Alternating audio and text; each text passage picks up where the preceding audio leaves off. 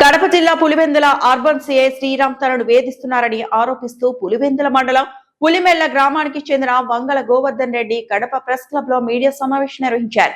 గ్రామంలో రహదారి వివాదానికి సంబంధించి తహసీల్దార్ సర్వే నిర్వహించే సమయంలో సిఐ శ్రీరామ్ అనవసరంగా జోక్యం చేసుకుని తమను అవమానించారని ఆరోపించారు. ఆర్డీఓకు అప్పీల్ చేసేందుకు వెళ్లిన తనపై సిఐ దురుసుగా ప్రవర్తించడమే కాకుండా దాడి చేసి దుర్భాషలాడారని గోవర్ధన్ రెడ్డి తెలిపారు. తనపై అక్రమ కేసులు నమోదు చేసి మానసికంగా శారీరకంగా వేధింపులకు గురి చేస్తున్నారని ఆవేదన వ్యక్తం చేశారు. ఈ వ్యవహారంపై ఉన్నతాధికారులు విచారణ జరిపి సిఐ శ్రీరామ్ పై తగిన చర్యలు తీసుకోవాలని ఆయన డిమాండ్ చేశారు. ఈరోజు నేను పత్రికా సమావేశం ఏర్పాటు చేయడానికి ప్రధాన కారణం ఏమంటే అధికారం ముసుగులో శ్రీరామ్ అధికార మదంతో తన సైకోయిజాన్ని పులివెందుల ప్రజలపై చూపిస్తున్నారు. ఆ కార్యక్రమంలో భాగంగానే నాపై ఎటువంటి కేసులు లేకపోయినట్టుగా ఎటువంటి ఈ తప్పుడు లేకపోయినప్పటికీ కూడా స్టేషన్కు పిలిపించి తను చేసిన పంచాయతీని మళ్ళీ ఆర్డీఓకి అప్పీల్ చేసినానని చెప్పి ఇష్టారాజ్యంగా దుర్భాషలాడుతూ నోటికి చెప్పలేని విధంగా తిడుతూ ఇష్టారాజ్యంగా దాడి చేశాడు. ఆ దాడిలో భాగంగానే నా చేయి కూడా విరిగి మరియు రక్తస్రావం కూడా అధికంగా కావడం జరిగింది. ఆ రక్తపు చొక్కాను కూడా బలవంతంగా మార్పించి జడ్జి హాస్పిటల్కు మరియు జడ్జి గారి మీ దగ్గర హాజరుపరచడం జరిగింది. అయితే వాళ్ళు ఇచ్చిన ఏదైతే ఈ పోలీస్ ప్రొసీడింగ్స్ ఉంటాయో దాంట్లో ఈ తప్పులను గమనించిన జడ్జి గారు కూడా ఈ సిఐ శ్రీరామ్కి సోకాజ్ నోటీసులు ఇవ్వడం జరిగింది. ఏమంటే ఈ బుద్ధు నేను చెప్తున్నాను, సిఐ శ్రీరామ్ నేను నీకు ఇప్పుడే సవాల్ ఒకటి చేస్తున్నాను. నేను 4వ తేదీ సాయంత్రం పోలీస్ స్టేషన్కి నీ ముందర హాజరైతే నువ్వు 5వ తేదీ నన్ను నిర్బంధంలోకి తీసుకున్నావని చెప్పి తప్పుడు కేసు నమోదు చేసి మీడియాను మరియు గౌరవ న్యాయస్థానాన్ని కూడా మోసం చేసినావు. నీకు అసలు సిగ్గుంది అని చెప్తున్నాను. నువ్వు పోలీస్ డిపార్ట్మెంట్లో సిఐకే కాదు కనీసం హోంగార్డుగా కూడా నీకు పనికిరావు. నేను ఈ పత్రికాముఖంగా తెలియజేశానంటే ఇతడు డ్యూటీలో జాయిన్ అయిన నుంచి ఇప్పటికీ చేసిన అరాచకాలపై కూడా విచారణ జరపాలి. మొత్తము ఇతను 2 ఎకరాలతో డ్యూటీలో జాయిన్ అయ్యి ఈ బుద్ధుడికి కోట్లాది రూపాయల ఆస్తులు కలిగి ఉండని ప్రజలు చెప్పుకుంటున్నారు. ఈ ఆస్తులు ఎట్టొచ్చినాయో ప్రతి ఒక్క విషయాన్ని ఇతను చేసిన అన్యాయాలను హైదరాబాద్లో ఒక గంజాయి స్మగ్లింగ్ కేసులో కూడా ఇతని ఇన్వాల్వ్మెంట్ ఉందని మనకు పేపర్కి వచ్చింది అప్పట్లో. ఈరోజు లీగల్ నోటీసులు కూడా ఈ ఆదోనిలో ఒక ఎస్సీ అభ్యర్థిపై ఒక ఎస్సీ వ్యక్తిపై దాడి చేసేందుకు సోకాజ్ నోటీసులు ఇస్తూ ఆదోని కోర్టు వారు కూడా ఎస్సీ కమిషన్ వారు ఇవ్వడం జరిగింది. ఇది ఎంతటి అన్యాయం అంటే ఎంతటి అరాచకాలను చేస్తున్నాడంటే దారుణంగా ఇతని అన్యాయాలు అరాచకాలు ఉన్నాయి. మేము ఒకటి తెలియజేస్తున్నాం జిల్లా ఎస్పీ గారికి, అయ్యా గౌరవనీయులన్న ఎస్పీ గారు, వాస్తవంగా ఈరోజు ఇక్కడ ప్రాణాలతో ఉన్నానంటే అది మీదైనే. ఎందుకంటే మా భార్య మీకు ఫోన్ చేసి విషయం చెప్పగానే మీరు దీన్ని సీరియస్గా తీసుకొని ఎస్ఐ గారిని మరియు ఏఎస్ఐ గారిని ధైర్యం చెప్పడానికి మా ఇంటికి పంపించారు. దానికి సంతోషం మరియు కృతజ్ఞతలు తెలియజేస్తున్నాను. అంతేకాకుండా మీరు కేవలం అంటే ఈ చర్యలతోనే సరిపెట్టుకోకుండా మేము ఇచ్చిన ఆల్రెడీ నిన్న ఎస్పీ గారికి స్పందనలో కార్యక్రమంలో ఆయనకు ఎస్పీ గారికి మనం ఫిర్యాదు చేయడం జరిగింది. మేము ఇచ్చిన ఫిర్యాదుపై పూర్తి సమగ్ర విచారణ జరిపి ఆయన పైన చర్యలు తీసుకోవాలని కోరుకుంటున్నాను. అంతేకాకుండా అతడు ఏదైతే తప్పుడు కేసు నమోదు చేశాడో నేను 4వ తేదీ స్వయంగా హాజరైతే ఆ హాజరుగా దాని తప్పు పక్కన పెట్టి 5వ తేదీ అరెస్ట్ చేశానని చెప్పి అక్రమంగా కేసు పెట్టి నిర్బంధించి ఆర్టికల్ 22 అప్ టు కింద 24 గంటల లోపల నన్ను కోర్టులో హాజరుపరచాలి. దాన్ని ఉల్లంఘించాడు. అంతేకాకుండా ఆర్టికల్ 14 కింద సమానత్వాన్ని చూపించాలి, అంటే చట్టం ముందు అందరూ సమానమైనదని ఉండాలి. దాన్ని ఉల్లంఘించాడు. ఆర్టికల్ 21ని ఉల్లంఘించాడు.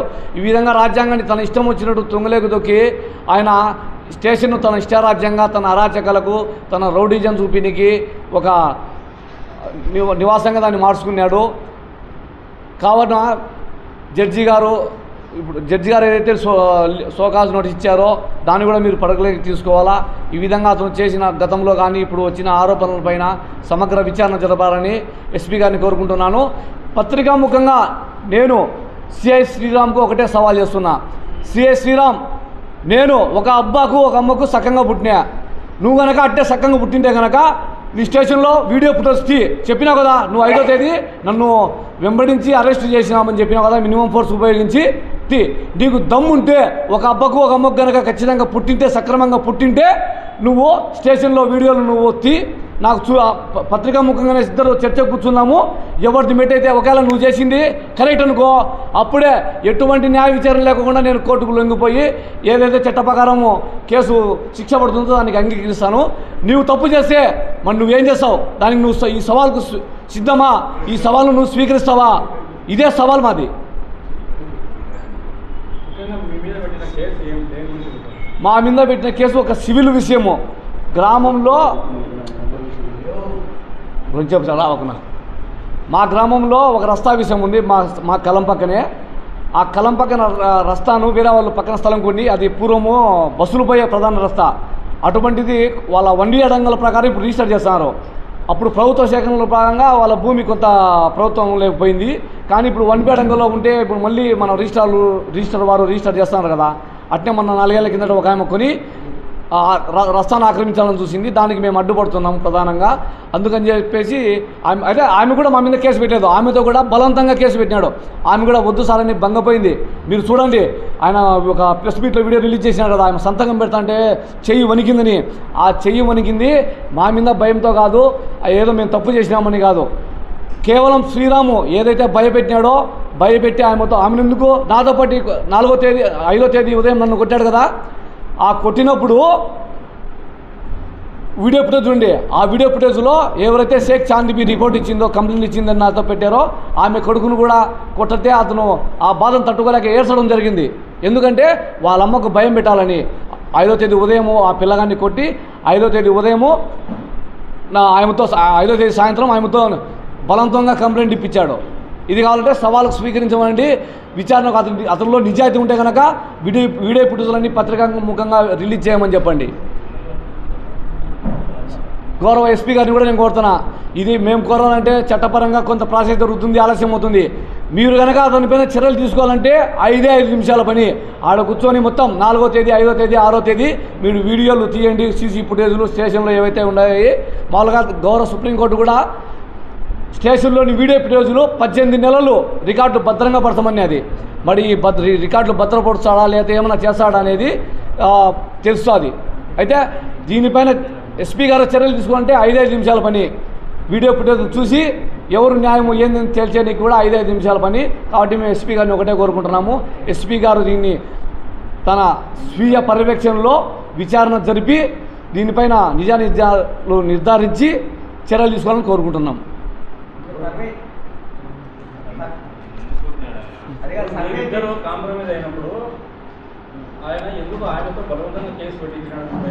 దీనిపైన వివిధ రకాలుగా మాకు కొంతమంది సమాచారం ఇచ్చారు. పులివెందుల్లో కొన్ని కబ్జాలు జరుగుతున్నాయి. ఇప్పుడు సుమారు 20 కోట్ల ల్యాండ్కి నేను అంటే ఎవరైతే బాధితుడు ఉన్నాడో కబ్జా చేస్తా అంటే ఆ బాధితునికి సహాయంగా నేను ఉండా. ఆ సహాయం అతని నుంచి పక్క పోవాలని. వాస్తవానికి ఎస్పీ గారు కనుక నన్ను విడిపించుకుంటే ఏం జరిగిందో నాకు తెలియదు. అందరూ చెప్పారు, ఈ బుద్ధు కనుక నువ్వు ఉంటే నువ్వు సంపిన ఎన్కౌంటర్లను చేసావని చెప్పారు. 20 కోట్ల ల్యాండ్కి నాతో ఏం చెప్పాడు, నువ్వు ఇప్పుడు దీన్ని కేసు ఫైల్ చేయండి, మళ్ళీ రీసెంట్గా ఓపెన్ చేయండి, మళ్ళీ నేను చేస్తా అని చెప్పాడు. ఇతను ఏం చేస్తాడంటే తన దగ్గర కేసులు వచ్చేట్టుగా చేసుకొని అవతలి వాళ్ళతో డీల్ మాట్లాడుకొని తర్వాత వచ్చిన వాళ్ళనే మళ్ళీ బాధ్యులు చేస్తున్నాడు. ఏదైతే ఆ నేరాలు ఉన్నాయో వాళ్ళకి అటువంటి 20 కోట్ల రూపాయల స్థలం డీల్ విషయంలోనే ఇది చేశానని కొందరు చెప్పినారు. అయితే నాకు పూర్తి సమాచారం తెలియదు, కొందరు చెప్పినారు. లేకపోతే ఒక రస్తా విషయంలో ఆల్రెడీ నేను ఆర్డీఓ గారికి అప్పీల్ చేసుకున్నాను. మీరు ఆల్రెడీ పంచాయతీ చేసిపోతే మాకు ఇష్టం లేదు, న్యాయం జరగలేదని చెప్పి ఆర్డీఓ గారికి కూడా నేను అప్పీల్ చేయడం జరిగింది. సార్ మీరన్నా వచ్చి దయచేసి రస్తాను మీరు హద్దు చూపించండి. ఈ విషయంలో ఆయన అంత అగ్రెసివ్గా పోవాల్సిన అవసరం లేదు.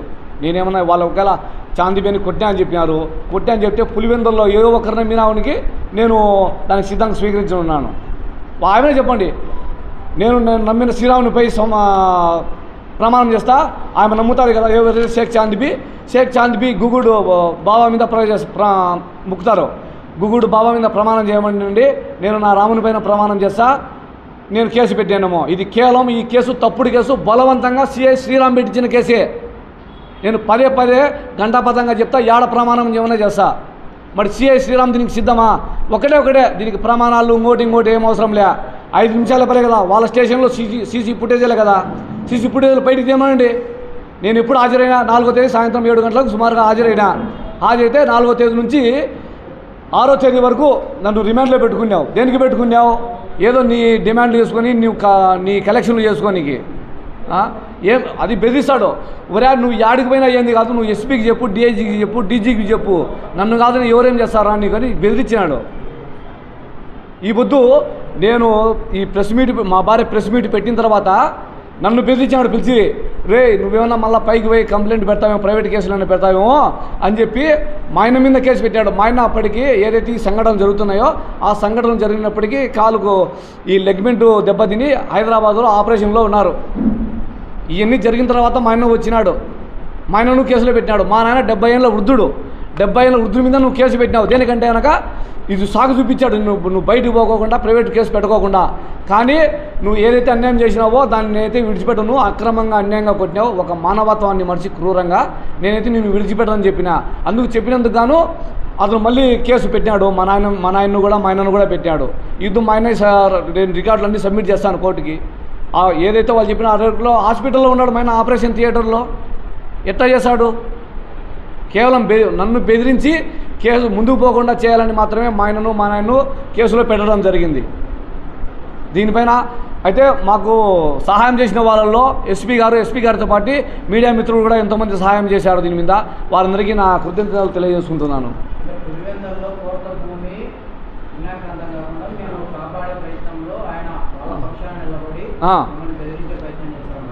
అది ఒకటేని కాదు, అతని ఎన్నో అక్రమాలు ఉన్నాయి, అరాచకాలు ఉన్నాయి. ఇది కూడా ఒక భాగం. వేరే వాళ్ళు చెప్పినది, గోవర్ధన్ నీ రస్తా కోసం నిన్ను కొట్టినారు ఉంటుంది పొరపాటు, నువ్వు ఇప్పటికైనా మారు, ఎందుకు పోతావు అందరికీ సపోర్ట్గా, నీకే దిక్కు లేదంటే నాకు దిక్కు దేవుడే దిక్కున్నాడు, న్యాయమే నాకు దిక్కు ఉందని నేను చెప్పినాను. ఈ బుద్ధు ఏదైతే కబ్జా అని చెప్పానో ఆ కబ్జా విషయమై డిఎస్పీ గారి దగ్గర కేసు అది నడుస్తూ ఉంది, స్పందన పెడితే. ఇప్పుడు దీని మీద ఆ కేసు మీద డిఎస్పీ గారు మాకు న్యాయం చేస్తారని నేను ఆశిస్తున్నాను. పులిమెల్ల గ్రామంలో ఉంది. అది గ్రామరస్త, అది మా పర్సనల్ కూడా కాదు, మళ్ళీ గ్రామరస్త గ్రామస్తులందరి విషయంలో. ఏమంటే గ్రామస్తులందరిది నేను కొద్దిగా రాజకీయ ప్రజాసేవ చేసుకుంటుంటాను కాబట్టి అందరూ నాకు అప్పచెప్పారు, నేను పోతుంటాను స్టేషన్లకు కానీ ఏదన్నా కానీ.